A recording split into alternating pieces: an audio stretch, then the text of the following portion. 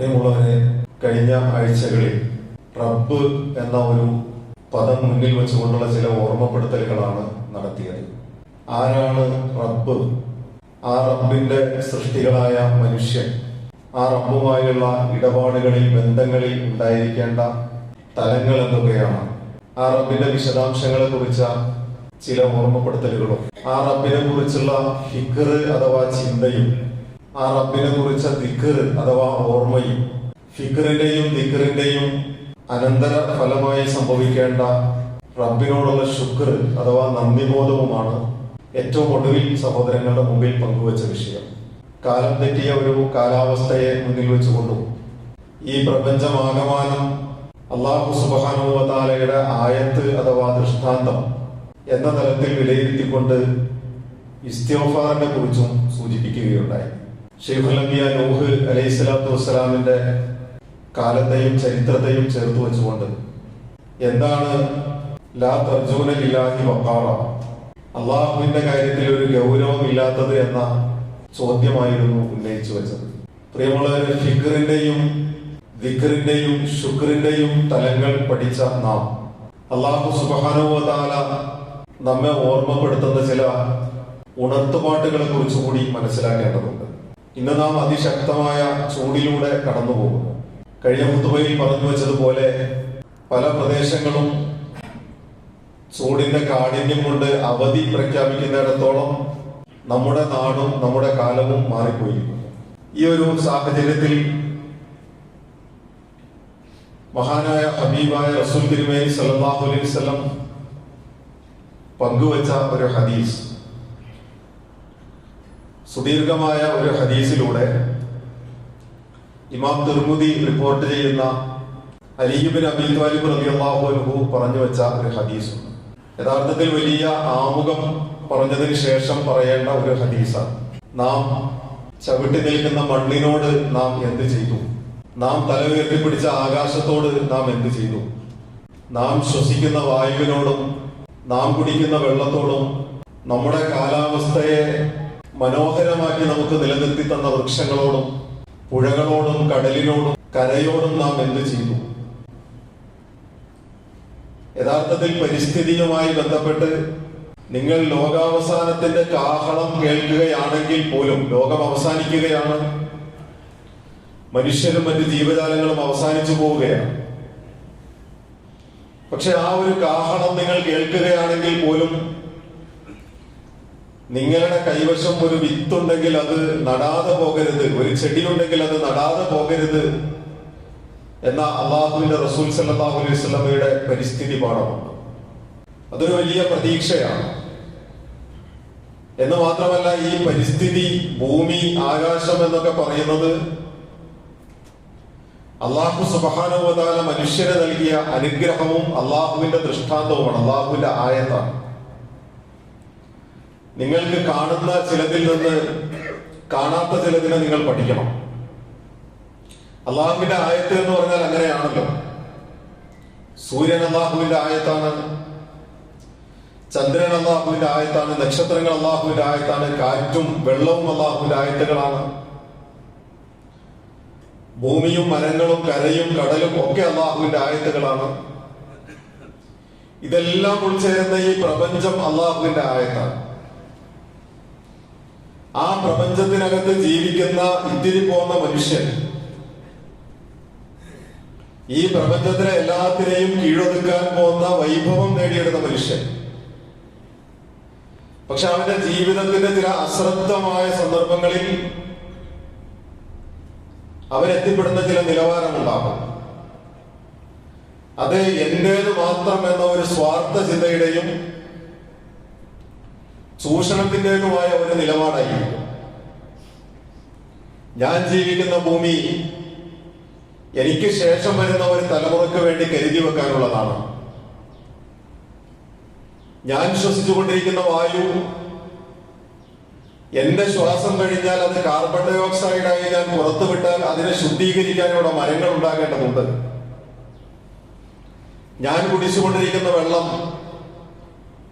കഴിഞ്ഞ ഖുതുബയിൽ പറഞ്ഞു വെച്ചതുപോലെ ഈ പ്രപഞ്ചമുണ്ടായ അന്നു മുതൽ സകലമാന ചരാചരങ്ങളും സകലമാന ജീവജാലങ്ങളും സസ്യങ്ങളും ഉൾപ്പെടെ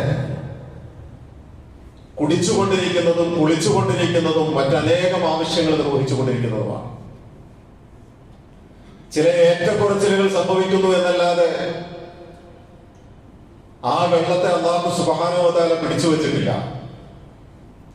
നിർമ്മിതമായ അളവ് വെള്ളത്തെ ആകാശത്ത് നിന്ന് അവൻ വർഷിച്ചുകൊണ്ടിരിക്കുന്നു. വളരെ യുക്തിഭദ്രമായ ചോദ്യങ്ങളായിരുന്നു വിശുദ്ധ ഖുർആൻ പങ്കുവച്ചത്. കഴിഞ്ഞ ഖുതുബയിൽ ഞാൻ അത് വിശദീകരിച്ചു. അഥവാ ഞാൻ പറഞ്ഞു വന്നത്, ഈ പ്രപഞ്ചം അള്ളാഹുവിന്റെ ആയത്തായി സത്യവിശ്വാസികൾക്ക് അള്ളാഹു നൽകുമ്പോൾ ഈ പ്രപഞ്ചത്തിലെ ഓരോ കാഴ്ചകളിൽ നിന്നും അള്ളാഹുവിനെ വായിച്ചെടുക്കാൻ, റബ്ബിനെ വായിച്ചെടുക്കാൻ അവന് കഴിയണം. അതിനും അപ്പുറം അവൻ ഈ പ്രപഞ്ചം, ഈ പ്രകൃതിയിൽ ഞാൻ ജീവിക്കുന്ന ഭൂമി എനിക്ക് ശേഷം എന്തുമായിക്കൊള്ളട്ടെ, ഞാൻ ശ്വസിക്കുന്ന വായു എനിക്ക് ശേഷം എന്തുമായിക്കൊള്ളട്ടെ എന്ന ഒരു സ്വാർത്ഥതയിലേക്ക് അവൻ മാറുമ്പോൾ ലഹറൽ ഫസാദു ഫിൽ ബർരി വൽ ബഹരി ബിമാ കസബത് ഐദിൻ നാസ്, കരയിലും കടലിലും മനുഷ്യൻ അവന്റെ കൈകൾ കൊണ്ട് പ്രവർത്തിച്ചതിന്റെ ഫലമായി ഫസാദ് ഉണ്ടായിരിക്കുന്നു. ഫസാദ് എന്ന് പറഞ്ഞാൽ അക്രമം എന്നാണ് അതിന്റെ അർത്ഥം. അക്രമം എന്ന് പറഞ്ഞാൽ ക്രമം തെറ്റിയത് എന്നാണ് അതിന്റെ വിവക്ഷ. ക്രമം തെറ്റുന്നതാണ് അക്രമം. അപ്പൊ ഈ ഭൂമിക്കും ഈ പ്രപഞ്ചത്തിനും പ്രകൃതിക്കും ഒക്കെ ഒരു ക്രമമുണ്ട്. ആ ക്രമത്തിൽ നിന്ന് മനുഷ്യരതിനെ തെറ്റിക്കുമ്പോൾ അത് ഫസാദായി മാറുകയാണ്.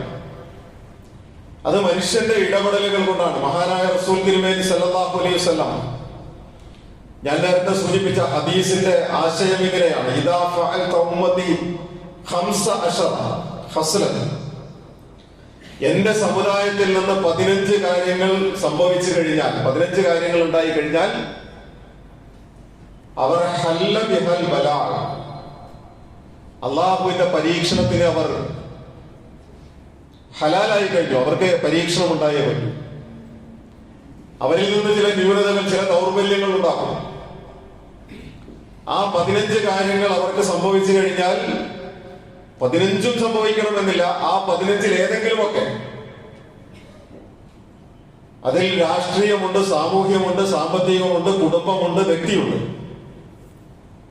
ആ 15 കാര്യങ്ങൾ എങ്ങനെ അള്ളാഹുവിന്റെ റസൂൽ തിരുമേനി സല്ലല്ലാഹു അലൈഹി വസല്ലം എണ്ണി പറയുകയാണ്. അലി ഇബ്നു അബീ ത്വാലിബ് റളിയല്ലാഹു അൻഹു റിപ്പോർട്ട് ചെയ്യുന്നത്, ആ ഹദീസിൽ അള്ളാഹുവിന്റെ റസൂൽ സല്ലല്ലാഹു അലൈഹി വസല്ലം പറഞ്ഞു, ഈ 15 കാര്യങ്ങൾ ഉണ്ടായാൽ നിങ്ങൾ പരീക്ഷിക്കപ്പെടുക തന്നെ ചെയ്യും. ഫഖീല, പ്രവാചകൻ സല്ലല്ലാഹു അലൈഹി വസല്ലമയോട് ചോദിക്കപ്പെട്ടു, വമാ ഹിയ യാ റസൂലല്ലാഹ്, അള്ളാഹുവിന്റെ റസൂലെ എന്തൊക്കെയാണ് ഈ കാര്യങ്ങൾ? ആ കാര്യങ്ങൾ ഇങ്ങനെ വിശദീകരിക്കണം. ആ വിശദീകരണത്തിന്റെ അവസാനം റസൂൽ തിരുമേനി സല്ലല്ലാഹു അലൈഹി വസല്ലം പറഞ്ഞു, ആ അവസാനം ഒന്ന് ആദ്യം നമ്മൾ കേൾക്കണം, എങ്കിലേ ഈ പറയുന്ന സംഗതിയുടെ ഗൗരവം നമുക്ക് ബോധ്യപ്പെടും.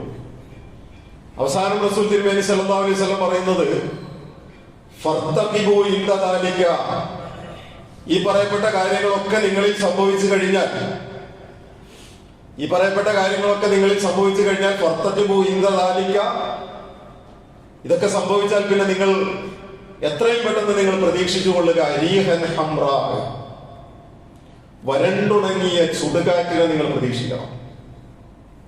റീഹൻ ഹംറാ, വരണ്ടുണങ്ങിയ ചുടുകാറ്റിനെ നിങ്ങൾ പ്രതീക്ഷിക്കാം. ഖസഫൻ വമസഹൻ വസൽസലതൻ, ഭൂമി വിണ്ടുകീറി പോകുന്നതിനെ നിങ്ങൾ പ്രതീക്ഷിച്ചു കൊള്ളുക. ഭൂമി കുലുക്കത്തെ നിങ്ങൾ പ്രതീക്ഷിച്ചു കൊള്ളുക. രൂപമാറ്റം സംഭവിക്കുന്നതിനെ നിങ്ങൾ പ്രതീക്ഷിച്ചു കൊള്ളുക. കാലം തെറ്റിയ കാലാവസ്ഥയെ നിങ്ങൾ പ്രതീക്ഷിച്ചു കൊള്ളുക. പ്രിയമുള്ളവരെ, എത്ര കൃത്യമാണ് 1400 വർഷങ്ങൾക്ക് മുൻപ് അള്ളാഹുവിന്റെ റസൂൽ സല്ലല്ലാഹു അലൈഹി വസല്ലം നൽകുന്ന ഈ താക്കീത് എന്ന്. ആ താക്കീതിലേക്ക് നമ്മളെ കൊണ്ടുവരുന്ന 15 കാര്യങ്ങൾ നമ്മൾ വിലയിരുത്തുമ്പോൾ ബോധ്യപ്പെടും. നിസ്സാരമല്ല. വിശുദ്ധ ഖുർആൻ പറഞ്ഞു വെക്കുന്ന ഒരു വർത്തമാനം സൂറത്തുൽ അഅറാഫിൽ 96 മുതൽ 99 വരെയുള്ള ആയത്തുകളാണ് ഞാൻ ആദ്യം ഓതി വെച്ചത്. അല്ലാഹു സുബ്ഹാനഹു വ തആല പറയുന്നത്, വലൗ അന്ന അഹ്ലൽ ഖുറ ആമനു വത്തഖൗ, ഒരു ഗ്രാമവാസികൾ, ഏത് ഗ്രാമവും ആയിക്കൊള്ളട്ടെ, ഏത് നാടും ആയിക്കൊള്ളട്ടെ, ആ നാട്ടിലെ ജനത അള്ളാഹുവിൽ വിശ്വസിക്കുകയും അള്ളാഹുവിനെ സൂക്ഷിക്കുകയും ചെയ്താൽ, അവർ വിശ്വസിക്കുകയും അള്ളാഹുവിനെ സൂക്ഷിക്കുകയും ചെയ്താൽ ഫതഹ്ന അലൈഹിം ബറകാത്തിൻ മിനസ് സമാഇ വൽ അർദ്, അവരുടെ മുമ്പിൽ ആകാശഭൂമികളിലുള്ള അനുഗ്രഹങ്ങളുടെ വാതിലുകൾ അവർക്ക് മുമ്പിൽ തുറക്കപ്പെടും. ഫതഹ്ന അലൈഹിം, അവർക്ക് നാം തുറന്നു കൊടുക്കും, അവർക്ക് നാം വാതിൽ തുറന്നു കൊടുക്കും, അവർക്ക് നാം വഴി തെളിച്ചു കൊടുക്കും. ബറകാത്തിൻ മിനസ് സമാഇ വൽ അർദ്, ആകാശഭൂമികളിലുള്ള അനുഗ്രഹങ്ങളുടെ വാതിലുകൾ. വലാകിൻ കസ്സബൂ ഫഅഖദ്നാഹും ബിമാ കാനൂ യക്സിബൂൻ, പക്ഷെ കളവാക്കുകയാണെങ്കിൽ, കളവാക്കി മുന്നോട്ട് പോകുന്ന ആളുകളാണെങ്കിൽ, അതല്ല താന്തോന്നികളായി തന്നിഷ്ടപ്രകാരം മുന്നോട്ട് പോകുന്നവരാണെങ്കിൽ, എന്റെ കാലത്ത് അങ്ങനെ ജീവിക്കണമെന്ന് എനിക്കറിയാം, ഞാൻ പഠിച്ചിട്ടുണ്ട്, എന്റെ വീട്, എന്റെ കുടുംബം, എന്റെ സ്വത്ത്, എന്റെ വാഹനം, എന്റെ കച്ചവടം, എന്റെ ഇടപാടുകൾ എന്നിടത്ത് നിന്നുകൊണ്ട് ഞാൻ ഉണ്ടാക്കിയെടുക്കുന്ന കാഴ്ചപ്പാടിലൂടെ ഞാൻ ജീവിക്കും എന്നാണെങ്കിൽ, കാഴ്ചപ്പാടുണ്ടാക്കുന്നത് അങ്ങനെയാണല്ലോ, ഒരു മനുഷ്യൻ വെറുതെ ഉണ്ടാക്കിയെടുക്കുന്നതല്ല കാഴ്ചപ്പാട്. എന്റെ സ്വത്ത്, എന്റെ വീട്, എന്റെ കുടുംബം, എന്റെ വാഹനം, എന്റെ ബിസിനസ്, എന്റെ ഇടപാടുകൾ, എന്റെ കച്ചവടം, എന്റെ ചുറ്റുപാടുകൾ, ആ ചുറ്റുപാടുകളിൽ എനിക്ക് ഇഷ്ടപ്പെട്ട ഒരു കാഴ്ചപ്പാടിലേക്ക് ഞാൻ വഴിമാറുമ്പോഴാണ് അള്ളാഹുവിന്റെ ഇഷ്ടം ഒരു ഭാഗത്ത്, റബ്ബിന്റെ ഇഷ്ടം ഒരു ഭാഗത്ത് മാറ്റിവെക്കാം. എന്നിട്ട് എന്റെ ഇഷ്ടം എന്ന് പറയുന്ന ഒരു കൊച്ചു സംഗതിയിലേക്ക് മനുഷ്യൻ ചുരുങ്ങുമ്പോഴാണ് അള്ളാഹു സുബ്ഹാനഹു വ തആല ചെയ്തു കൊടുത്ത അനുഗ്രഹങ്ങളെ മുഴുവനും തള്ളിക്കളഞ്ഞ് ഫിക്റിന്റെയും ദിക്റിന്റെയും ശുക്റിന്റെയും മാർഗം മാറ്റിവെച്ചുകൊണ്ട് ഒരു മനുഷ്യൻ സ്വന്തത്തിലേക്ക് മാത്രം മാറിപ്പോകുമ്പോ അള്ളാഹു സുബ്ഹാനഹു വ തആല പറയുന്നു, ഫഅഖദ്നാഹും ബിമാ കാനൂ യക്സിബൂൻ, അപ്പോൾ അവർ ചെയ്തുകൊണ്ടിരിക്കുന്നതിന്റെ പേരിൽ അവരെ നാം പിടികൂടുക തന്നെ ചെയ്യും. പിടികൂടാതിരിക്കുന്നത് എങ്ങനെ? പിടികൂടാതിരിക്കാൻ നിർവാഹമില്ലല്ലോ. കാരണം മനുഷ്യനോട് എങ്ങനെ ജീവിക്കണമെന്നും എന്തിനു വേണ്ടി ജീവിക്കണമെന്നും പഠിപ്പിച്ചത് ഈ റബ്ബാണ്. ആ ജീവിതത്തിൽ ഉടനീളം അവൻ ഉപയോഗപ്പെടുത്തിയ എല്ലാ അനുഗ്രഹങ്ങളും ഈ റബ്ബിന്റേതാണ്. എന്നിട്ട് ആ റബ്ബിനോട് നന്ദികേട് കാണിക്കുകയാണെങ്കിൽ അവനെ നാം പിടികൂടുക തന്നെ ചെയ്യും. വീണ്ടും വിശുദ്ധ ഖുർആൻ പറയുന്നു, അഫ അമിന അഹ്ലുൽ ഖുറാ അയഅതിയഹും ബഅസുനാ ബയാതൻ വഹും നാഇമൂൻ, ഗ്രാമവാസികൾ, ഈ ജനത നിർഭയരാണോ? ഈ ജനത നിർഭയരാണോ? ഏത് കാര്യത്തിൽ? അയ്യഅതിയഹും ബഅസുനാ ബയാതൻ വഹും നാഇമൂൻ, ഒന്നും അറിയാതെ അവർ ശാന്തമായി കിടന്ന് ഉറങ്ങിക്കൊണ്ടിരിക്കുന്ന രാത്രികളിൽ നമ്മുടെ ശിക്ഷ അവരെ പിടികൂടുകയില്ല എന്ന് കരുതി അവർ നിർഭയരായി കഴിയുകയാണോ? അവർ ഉറക്കത്തിലായിരിക്കെ. ഇനി അതുമല്ല, അവാമിന അഹ്ലുൽ ഖുറാ അയഅതിയഹും ബഅസുനാ ളുഹം വഹും യൽഅബൂൻ, നല്ല പകൽ വെളിച്ചത്തിൽ അവർ കളിചിരികളിൽ ഏർപ്പെട്ടുകൊണ്ടിരിക്കെ. ളുഹൻ വഹും യൽഅബൂൻ, നല്ല പകൽ വെളിച്ചത്തിൽ അവർ കളിയിലും ചിരിയിലും ആസ്വാദനങ്ങളിലും ജീവിതത്തിന്റെ പ്രാരാബ്ദങ്ങളിലും നെട്ടോട്ടങ്ങളിലുമായിക്കൊണ്ടിരിക്കുന്ന പകൽ സമയത്ത് നമ്മുടെ ശിക്ഷ അവരെ പിടികൂടുകയില്ല എന്ന് അവർ വിചാരിക്കുന്നുണ്ടോ? അങ്ങനെ നിർഭയരായിട്ടാണ് ഈ മനുഷ്യൻ മുന്നോട്ട് പോകുന്നതെങ്കിൽ വീണ്ടും വിശുദ്ധ ഖുർആൻ പറയുന്നു, അഫ അമിനു മക്റല്ലാഹ്, അള്ളാഹുവിന്റെ ഈ പിടുത്തം, ഈ തന്ത്രത്തെ കുറിച്ച് അവർ നിർഭയരായി മുന്നോട്ട് പോയിക്കൊണ്ടേയിരിക്കുകയാണ്. ഫലാ യഅ്മനു മക്റല്ലാഹി ഇല്ലൽ ഖൗമുൽ ഖാസിറൂൻ, നശിക്കാൻ തീരുമാനിച്ച ഒരു ജനതയല്ലാതെ, നാശം തങ്ങൾക്ക് അനുകൂലമാക്കി തീർന്ന ഒരു ജനതയല്ലാതെ അള്ളാഹുവിന്റെ ഈ പിടുത്തത്തെ കുറിച്ച് നിർഭയരായി മുന്നോട്ട് പോവുകയില്ല. അള്ളാഹുവിന്റെ പിടുത്തത്തെ കുറിച്ച് നിർഭയരായവരാരാ? അവർ നാശം സ്വയം വാങ്ങിയെടുക്കാൻ തയ്യാറെടുത്ത ആളുകളാണ്. അവർ നാശത്തിലേക്ക് സഞ്ചരിച്ചു കൊണ്ടിരിക്കുന്ന ആളുകളാണ്. പ്രിയമുള്ളവരെ, അല്ലാഹു സുബ്ഹാനഹു വ തആല പറയുന്നു, നിങ്ങൾ അങ്ങനെ നിർഭയരായി കഴിയേണ്ടതില്ല. മനുഷ്യൻ അള്ളാഹുവിന് എപ്പോ വേണമെങ്കിലും വളരെ നിസ്സാരമാണ് ഈ പ്രപഞ്ചത്തിന്റെ ഈ താളാത്മകതയിൽ നിന്ന് അവതാളത്തിലേക്ക് അതിനെ മാറ്റാൻ എന്ന് നമുക്കറിയാം. നമ്മളെ ഈ പോകുന്ന പോക്കിൽ ഇങ്ങനെ പിടിച്ചു നിർത്താൻ അള്ളാഹുവിന് നിസ്സാര സമയം മതി. റസൂൽ തിരുമേനി സല്ലല്ലാഹു അലൈഹി വസല്ലം നേരത്തെ പറഞ്ഞു വെച്ച ഹദീസിലേക്ക് ഞാൻ മടങ്ങി വരികയാണ്. 15 കാര്യങ്ങൾ നിങ്ങളിൽ നിന്ന് സംഭവിച്ചാൽ നിങ്ങൾ ചില പരീക്ഷണങ്ങൾക്ക് വിധേയരാകാനുള്ള അനുമതി നേടിക്കഴിഞ്ഞു എന്നാണ്. പരീക്ഷണങ്ങൾക്ക് വിധേയരാകാൻ.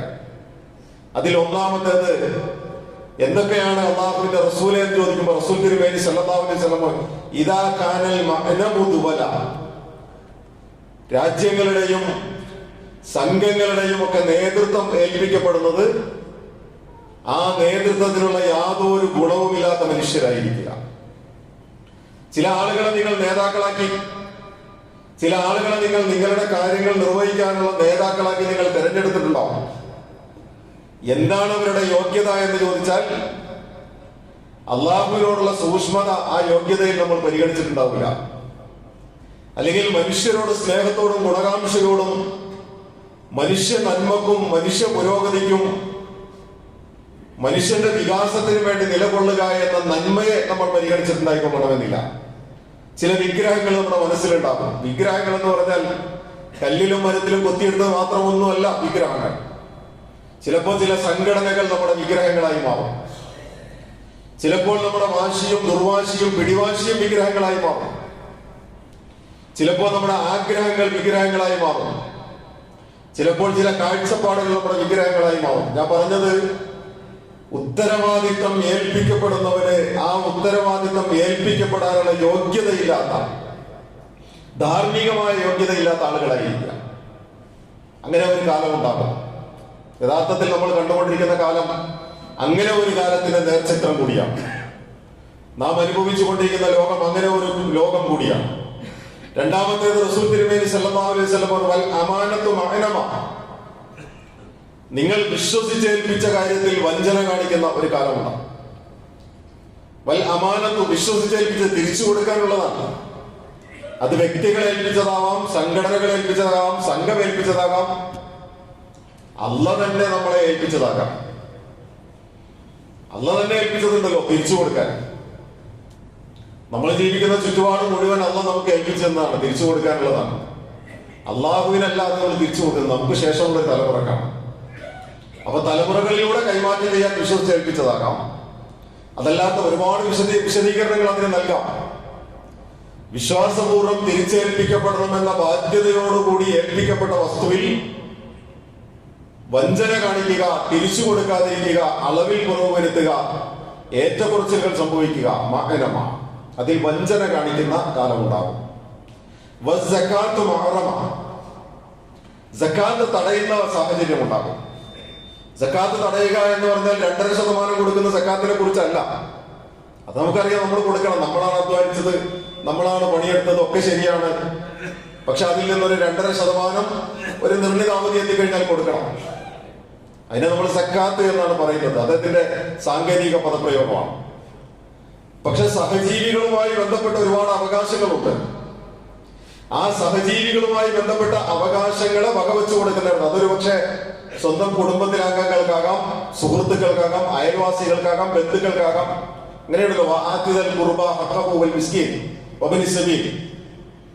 നിങ്ങളുടെ അടുത്ത ബന്ധുക്കൾക്ക്, ചോദിച്ചു വരുന്നവർക്ക്, വഴിയാധാരമായി പോയ ആളുകൾക്ക് അവരുടെ അവകാശങ്ങൾ നിങ്ങൾ വകവെച്ചു. ഔദാര്യം കൊടുക്കാനല്ലോ, ഔദാര്യം കൊടുക്കാൻ വിശുദ്ധ ഖുർആൻ എവിടെയും പറഞ്ഞിട്ടില്ല. അവകാശം കൊടുക്കാനാണ് പറഞ്ഞത്. ഈ അവകാശങ്ങൾ കൊടുക്കുന്നിടത്ത്, അനാഥകളുടെ അവകാശം കൊടുക്കുന്നിടത്ത്, അയൽവാസികളുടെ അവകാശം, ഒരു പുഞ്ചിരി കൊണ്ട് പോലും അവകാശം കൊടുക്കേണ്ടിടത്ത് ആ അവകാശങ്ങളിൽ പിശുക്ക് കാണിക്കുക, അത് തടഞ്ഞു വെക്കുക, കൊടുക്കാതിരിക്കുക. അങ്ങനെ ഒരു കാലം നിങ്ങൾക്കുണ്ടാവും.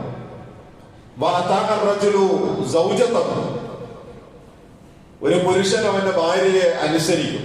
ഭാര്യയെ സ്നേഹിക്കുമെന്നല്ലാണോ? ഭാര്യയെ സ്നേഹിക്കണം, ഭാര്യമാരെ അനുസരിക്കണം, അനുസരിക്കേണ്ട വിഷയങ്ങളിൽ അനുസരിക്കണം, ഭർത്താക്കന്മാരെയും അനുസരിക്കണം. കുടുംബജീവിതത്തിൽ അങ്ങനെയാണ്. പക്ഷെ ഇവിടെ ഈ ഹദീസ് പറഞ്ഞ ഒരു കൃത്യമായൊരു നിരീക്ഷണം, സ്വന്തം ഭാര്യയെ അനുസരിക്കും, ഭാര്യയെ മാത്രം അനുസരിക്കും. അക്ക ഉമ്മഹു, ഉമ്മയെ അവഗണിക്കുകയും ചെയ്യും. അക്ക ഉമ്മഹു, ഉമ്മയെ അവഗണിക്കും. ഉമ്മയുടെ മുഖത്ത് നോക്കിയിട്ട് കാലങ്ങളായ മക്കളുണ്ടാവും. ഉമ്മയുടെ സ്വാതന്ത്ര്യം അനുസരിച്ച മക്കളുണ്ടാവും. ഉമ്മാക്ക് ലഭിക്കേണ്ട അനുഗ്രഹം, ഉമ്മാക്ക് ലഭിക്കേണ്ട അവകാശങ്ങൾ വകവെച്ചു കൊടുക്കുന്നിടത്ത് ഞാനെന്തിന് വകവെച്ചു കൊടുക്കണമെന്ന വളരെ നിസ്സാര ഭാവത്തോടു കൂടി അവഗണിച്ചു പോകുന്ന ആളുകൾ ഉണ്ടാകും. റസൂൽ തിരുമേനി സല്ലല്ലാഹു അലൈഹി വസല്ലം പറയുന്നു, അതാ റജുലു സൗജതഹു വഅഖഉമു, സ്വന്തം ഭാര്യയെ അനുസരിക്കും, അതേസമയം തന്നെ മാതാവിനെ അവഗണിക്കുന്നു. ഭാര്യയെ അനുസരിക്കണം, ഭാര്യയെ സ്നേഹിക്കണം, ഉമ്മയെ സ്നേഹിക്കണം. ഇത് രണ്ടും ഒരുമിച്ച് മുന്നോട്ട് കൊണ്ടുപോകാനുള്ളതാണ്. രണ്ടിനെയും രണ്ടു വഴിക്ക് വിടാനുള്ളതല്ല. ഇത് വേറെ വലിയ വിഷയമാണ് കുടുംബജീവിതം എന്നുള്ളത്. ഇപ്പോൾ അതിന്റെ വിശദാംശങ്ങളിലേക്ക് ഞാൻ പോകുന്നില്ല. തുടർന്ന് അല്ലാഹുവിന്റെ റസൂൽ സല്ലല്ലാഹു അലൈഹി വസല്ലം കൂട്ടുകാരന് ഒരുപാട് സേവനം ചെയ്യും, കൂട്ടുകാരന് പുണ്യം ചെയ്യും, കൂട്ടുകാരെ പരിഗണിക്കും, കൂട്ടുകാർക്ക് വേണ്ടി എന്തും ചെയ്തു കൊടുക്കും. പക്ഷേ സ്വന്തം പിതാവിനെ അവൻ മാറ്റി നിർത്തി കളയും. സ്വന്തം പിതാവിനെ മാറ്റി നിർത്തി, ആ പിതാവിന്റെ വിയർപ്പായിരുന്നു ഈ മനുഷ്യൻ. ആ പിതാവിന്റെ അധ്വാനമായിരുന്നു ഇവന്റെ ആരോഗ്യവും ഇവന്റെ ജീവിതവും ഇവന്റെ സ്വപ്നങ്ങളും ഇവന്റെ എല്ലാം ആ പിതാവിൻ്റെതായിരുന്നു. പക്ഷെ ആ പിതാവ് വാർദ്ധക്യത്തിലേക്ക് എത്തിക്കഴിഞ്ഞപ്പോ കാലം ഒരുപാട് മാറിപ്പോയില്ലേ. പിതാക്കന്മാരുടെ പ്രായമായ മാതാപിതാക്കളുടെ സ്വഭാവം നമ്മൾ ചെറുപ്പക്കാരുടെ സ്വഭാവം പോലെ ആവൂലല്ലോ, പേരക്കുട്ടികളുടെ സ്വഭാവം പോലെ ആവൂലല്ലോ. അവര് പഴയ ആളുകളാണ്. അവരുടെ കാഴ്ചപ്പാടിലും ഒരുപാട് അസ്വസ്ഥതകൾ നമുക്ക് തോന്നും. പക്ഷെ ആ അസ്വസ്ഥതകൾ തോന്നുമ്പോഴും അല്ലാഹുവിന്റെ റസൂൽ സല്ലല്ലാഹു അലൈഹി വസല്ലം പറയുന്നുണ്ട്, ചെറുപ്പക്കാരായ എന്റെ സഹോദരങ്ങളോട് പ്രത്യേകം ഞാൻ പറയാം, കൂട്ടുകാർക്ക് വേണ്ടി അവർ ഒരുപാട് പൈസ ചെലവഴിക്കും, കൂട്ടുകാർക്ക് വേണ്ടി സമയം കൊടുക്കും, കൂട്ടുകാർക്ക് വേണ്ടി എവിടെയും പോകും. എത്ര ദീർഘമായ യാത്ര കൂട്ടുകാർക്ക് വേണ്ടി പോകും. ബാപ്പാനെ കൊണ്ടുവന്ന് ആശുപത്രി പോകാൻ മകന് നേരമില്ല. ബാപ്പാക്ക് എന്തെങ്കിലും സംഭവിച്ചാൽ, അസുഖം വന്നാൽ ഇതാ ഹോസ്പിറ്റലിൽ പോയിക്കോ എന്ന് പറഞ്ഞിട്ട് പൈസ കൊടുക്കാൻ അതുപോലും ഉമ്മാടെ കയ്യിൽ ഏൽപ്പിച്ചു പോകുന്ന മക്കളാണ്. ആശുപത്രിയിൽ പോയി വന്നു കഴിഞ്ഞാൽ ബാപ്പാക്ക് എങ്ങനെയുണ്ട്, ഡോക്ടറെ കണ്ടോ, ഒരു മധുരമായൊരു വാക്ക് ഇല്ല. അപ്പൊ റസൂൽ തിരുമേനി സല്ലല്ലാഹു അലൈഹി വസല്ലം പറഞ്ഞു, ഞാൻ അതിന്റെ ഒന്നും വിശദാംശങ്ങളിലേക്ക് ഇപ്പൊ ഞാൻ പോകുന്നില്ല. ഇതൊക്കെ നമ്മൾ നിരന്തരം അനുഭവിച്ചു കൊണ്ടിരിക്കുന്ന സാമൂഹ്യ, സാംസ്കാരിക, രാഷ്ട്രീയ, കുടുംബ പശ്ചാത്തലത്തിലുള്ള വർത്തമാനങ്ങളാണ് അല്ലാഹുവിന്റെ റസൂൽ സല്ലല്ലാഹു അലൈഹി വസല്ലം ഈ പറയുന്നത്. അപ്പോ സ്വന്തം കൂട്ടുകാരെ പരിഗണിക്കുന്ന, പിതാവിനെ അവഗണിച്ചു നിന്ന മക്കൾ. പള്ളികളിൽ ഒച്ചപ്പാടുണ്ടാകും. പള്ളിയിൽ ഒരുപാട് ഒച്ച ബഹളവും പല കാര്യങ്ങളും ഒക്കെ പള്ളികളിൽ നടക്കും. പള്ളിയിൽ ശബ്ദഘോഷങ്ങളുണ്ട്. പള്ളിയിൽ ഒരുപാട് കാര്യങ്ങൾ, പള്ളിയിൽ ഒരുപാട് നല്ല കാര്യങ്ങൾ നടക്കുമല്ലോ. ആ നല്ല കാര്യങ്ങൾ പള്ളിയിൽ മാത്രം ഒതുങ്ങാനുള്ളതല്ലല്ലോ. അത് പള്ളിയിൽ നിന്ന് പള്ളിക്ക് പുറത്തേക്ക് പോകണം. മുമ്പ് ഞാൻ സൂചിപ്പിച്ചിട്ടുണ്ട്, പള്ളിയിൽ പോയി പറ എന്നുള്ള പഴഞ്ചൊല്ല് രൂപപ്പെട്ടത് പള്ളിയിൽ പോയി പറഞ്ഞാൽ എന്തിനും പരിഹാരമുണ്ട് എന്നുള്ള കാലത്തു നിന്നാണ്. പക്ഷെ അത് എത്തിപ്പെട്ടത് പള്ളിയിൽ പോയി പറഞ്ഞ ഒരു കാര്യം നടക്കൂല എന്ന അർത്ഥതലത്തിലേക്കാണ്. ഞാൻ പറഞ്ഞത് പള്ളികളിൽ ഒരുപാട് ശബ്ദഘോഷങ്ങൾ ഉണ്ടാകും, പള്ളികളിൽ ഒരുപാട് പരിപാടി. ഇത് സമൂഹത്തിന് ഗുണപ്പെടാതെ പോകും. സമൂഹത്തിന് ഗുണപ്പെടുന്ന, ആ സമൂഹത്തിന് ഗുണപ്പെടുന്ന ഒരു കാലത്തേക്കാണ് വരേണ്ടത്. പിന്നെയും റസൂൽ തിരുമേനി സല്ലല്ലാഹു അലൈഹി വസല്ലം പറഞ്ഞു, വകാന സഈമുൽ ഖൗമി അർദലു. സമൂഹം തെരഞ്ഞെടുക്കുന്ന, നേർക്ക് നേരെ സമൂഹം തെരഞ്ഞെടുക്കുന്ന നേതാക്കന്മാർ അവരിലെ ഏറ്റവും മോശക്കാരായ ആളുകൾ, കയ്യൂക്കുള്ള ആളുകൾ, ഏറ്റവും അർദലും. യാതൊരു യോഗ്യതയും ഇല്ല അവർക്കത് ആ സമൂഹത്തിന് നേതൃത്വം കൊടുക്കാൻ. പക്ഷെ ആളുകൾ ഈ മോശക്കാരായ ആളുകളെ പിടിച്ച് തലക്കുമുകളിൽ വെച്ച് അവര് നേതൃത്വം കൊടുക്കും. മോശക്കാരനായ ഒരു മനുഷ്യൻ നേതൃത്വം കൊടുക്കുന്ന ഒരു സമൂഹത്തിന് എന്ത് ധാർമ്മിക വിശുദ്ധിയെ കാത്തു സൂക്ഷിക്കാൻ കഴിയുമെന്നാണ് നമ്മൾ വിചാരിക്കുന്നത്. റസൂൽ തിരുമേനി സല്ലല്ലാഹു അലൈഹി വസല്ലം പറഞ്ഞു, അങ്ങനെ മോശക്കാരായ ആളുകളെ നേതാക്കന്മാരാകും.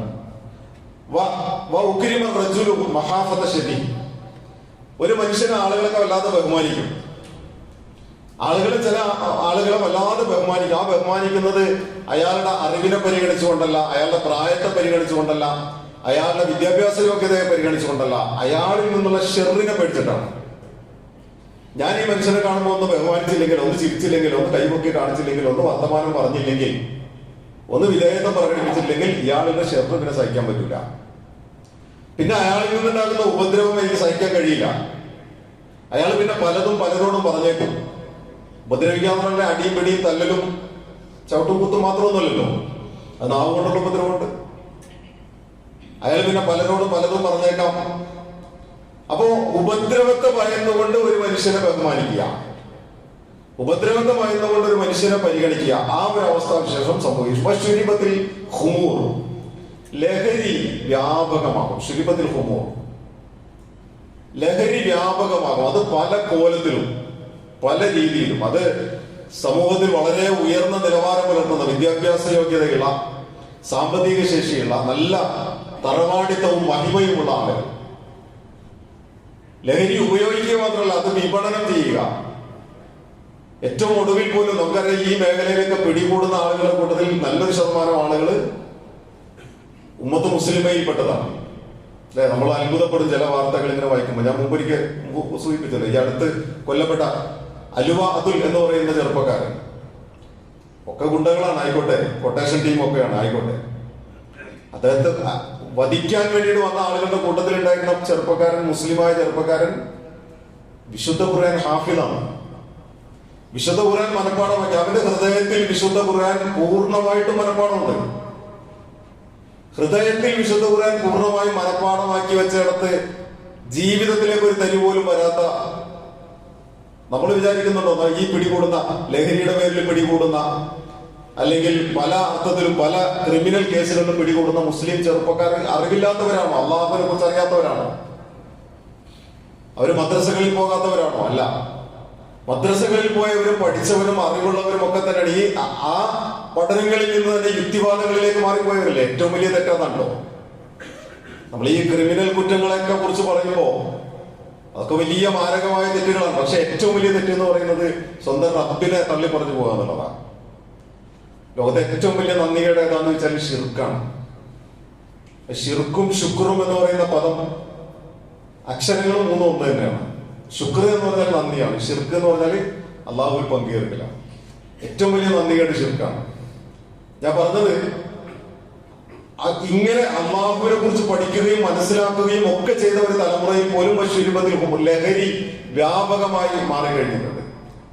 ലബിസൽ ഹരിയർ, നിരോധിച്ച വസ്ത്രം ധരിക്കുന്ന കാലമുണ്ട്. ലബിസൽ ഹരിയർ എന്ന് പറഞ്ഞാൽ പട്ട് ധരിക്കുക എന്നാണ്. പട്ടുവസ്ത്രം ധരിക്കുക.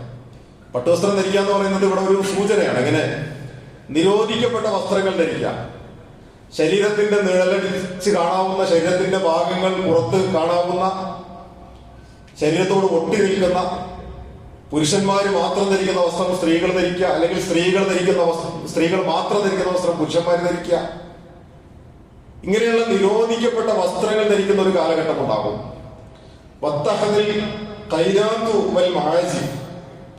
നർത്തകിമാരും സംഗീത വാദ്യോപകരണങ്ങളും പെരുക്കുന്ന ഒരു കാലം ഉണ്ടാകും. നർത്തകിമാര് നൃത്തമാടുകയും ആ നൃത്തത്തിലേക്ക് ആളുകളെ ആകർഷിക്കുകയും വാദ്യോപകരണങ്ങളുടെ അകമ്പടിയോട് കൂടിയിട്ട് അത് മനോഹരമായി അവതരിപ്പിക്കുകയും അതിലിങ്ങനെ ആളുകൾ മനം മയങ്ങി നിൽക്കുകയും ചെയ്യുന്ന അവസ്ഥാവിശേഷം ഉണ്ടാകും. പ്രിയമുള്ളവരെ, നമ്മൾ ആലോചിച്ച് നോക്കൂ. ഇതൊക്കെ പറഞ്ഞതൊന്നും നമ്മളിപ്പോ നേരത്തെ അനുഭവിച്ചുകൊണ്ടിരിക്കുന്നതാണ്. ഒന്നും നമ്മൾ കാണാത്ത സംഗതിയല്ല. അവസാന റസൂൽ തിരുമേനി സല്ലല്ലാഹു അലൈഹി വസല്ലം പറയുകയാണെങ്കിൽ ഇപ്പൊ ജീവിക്കുന്ന സമൂഹം അവരുടെ മുമ്പുള്ള തലമുറയെ കുറ്റപ്പെടുത്തും. വരാൻ പോകുന്ന തലമുറ നമ്മളെ കുറ്റപ്പെടുത്തും. ഓരോ തലമുറയും അവർക്ക് മുൻപുണ്ടായിരുന്ന തലമുറയെ കുറ്റപ്പെടുത്തും. അവരങ്ങനെ ചെയ്തിരുന്നെങ്കിൽ ഇങ്ങനെ ആകുമായിരുന്നില്ല. നമുക്കത് തിരുത്താൻ പറ്റില്ല എന്നുള്ളതല്ല. അങ്ങനെയാണല്ലോ, ഒരു പ്രശ്നമുണ്ടെങ്കിൽ ആ പ്രശ്നത്തെ പരിഹരിക്കാനുള്ള മാർഗമാണല്ലോ അന്വേഷിക്കേണ്ടത്. ആ മാർഗം അന്വേഷിക്കുന്നതിനും പകരം അത് ചെയ്തു വെച്ച കഴിഞ്ഞുപോയ ഒരു തലമുറയെ ആക്ഷേപിച്ചുകൊണ്ടും പുച്ഛിച്ചുകൊണ്ടും അത് അവർ ചെയ്തു വെച്ചതാണ് എന്ന് പറഞ്ഞ് നിസ്സംഗമായിട്ട് വഴിമാറി പോവുകയാണെങ്കിൽ നമ്മളൊരു എസ്കേപ്പിസം എന്ന് പറയുന്നത് രക്ഷപ്പെടലിന്റെ വഴിയിലാണുള്ളത്. ഒരു മുങ്ങലാണ് നമ്മൾ നിർവഹിക്കുന്നത്. റസൂൽ തിരുമേനി സല്ലല്ലാഹു അലൈഹി വസല്ലം ഇത്രയും കാര്യങ്ങൾ ഇങ്ങനെ എണ്ണി ഓരോന്നും പറഞ്ഞു. ഈ എണ്ണി പറഞ്ഞ മുഴുവൻ കാര്യങ്ങൾക്ക് ശേഷം ഞാൻ ആദ്യം പറഞ്ഞു വെച്ച ആ വർത്തമാനം പറയണം. ഫൽ യർതകിബു ഇൻദ ദാലിക റീഹൻ ഹംറ. ഇതൊക്കെ സംഭവിച്ചാൽ നിങ്ങൾ ചുടുകാറ്റിനെ നിങ്ങൾ പ്രതീക്ഷിക്കണം, വരണ്ടുണങ്ങിയ കാറ്റിനെ നിങ്ങൾ പ്രതീക്ഷിക്കണം. വരീഹൻ ഹംറ ഔ ഹസഫൻ വമസഹൻ വസൽസലതൻ. ഭൂമി കുലുക്കത്തെ പ്രതീക്ഷിക്കണം, ഭൂമി പിളരലിനെ പ്രതീക്ഷിക്കണം, രൂപമാറ്റം സംഭവിക്കുന്ന കാലം തെറ്റിയ കാലാവസ്ഥയെ നിങ്ങൾ പ്രതീക്ഷിക്കണം. അപ്പൊ യഥാർത്ഥത്തിൽ ഇനി നമ്മൾ ആലോചിച്ച് നോക്കുക. നമ്മളിപ്പോ നിലനിൽക്കുന്ന കാലഘട്ടത്തെ നമ്മൾ പേടിക്കുന്നു. ചൂട് ഇനിയും വർദ്ധിക്കും എന്ന് നമ്മൾ ആശങ്കയുടെ മുൾമുനയിൽ നിൽക്കുന്നു. ഇവിടെ വിശുദ്ധ ഖുർആൻ നമ്മുടെ മുമ്പിൽ പറയുന്നത് നിങ്ങൾ അങ്ങനെ നിർഭയരായി മുന്നോട്ട് പോകണം. അള്ളാഹുവിന് നിങ്ങളെ പിടികൂടാൻ നിമിഷാർത്ഥങ്ങൾ മാത്രം മതിയാണ്. അപ്പൊ നിങ്ങൾ നിർഭയരല്ല. നിങ്ങൾ ജീവിച്ചുകൊണ്ടിരിക്കുന്ന, നിങ്ങൾ ചവിട്ടി നിൽക്കുന്ന മണ്ണ് നിങ്ങളെ ആഴ്ത്തിക്കളഞ്ഞേക്കാമെന്ന്, നിങ്ങൾ തലയുയർത്തി പിടിച്ച ആകാശത്ത് നിന്ന് നിങ്ങളുടെ മേൽ ചുടുകട്ടകൾ വർഷിക്കപ്പെടാമെന്ന്, നിങ്ങളെ തീക്കാറ്റ് കൊണ്ട് പിടികൂടാം. അങ്ങനെ പല വർത്തമാനങ്ങളും വിശുദ്ധ ഖുർആനും ഹദീസും ഒക്കെ നമ്മുടെ മുമ്പിൽ പറഞ്ഞു വെക്കുന്നുണ്ട്. അപ്പൊ ഇവിടെ പ്രിയമുള്ള സഹോദരങ്ങളോട് വസിയത്ത് ചെയ്യാനുള്ള ഒരു സംഗതി. വിശുദ്ധ ഖുർആൻ നമുക്ക് മുമ്പിൽ സൂറത്ത് ത്വാഹയിൽ 132 ഒരു ആയത്ത് പറയുന്നുണ്ട്. 132 ഒരു പരിഹാരം വേണമല്ലോ. എന്ത് സംഗതിക്കും ഒരു പരിഹാരം വേണം. സൂറത്ത് ത്വാഹയിലെ 132 ആയത്തിൽ അല്ലാഹു പറയുന്നത് വഅ്മുർ അഹ്ലക ബിസ്സലാത്ത് വസ്തബിർ അലൈഹ. നീ നിന്റെ കുടുംബത്തോട് നമസ്കാരം കൽപ്പിക്കുക. പുറത്തോട്ടൊന്നും പോകണ്ട, പുറത്തു പോകുന്നത് നിൽക്കട്ടെ.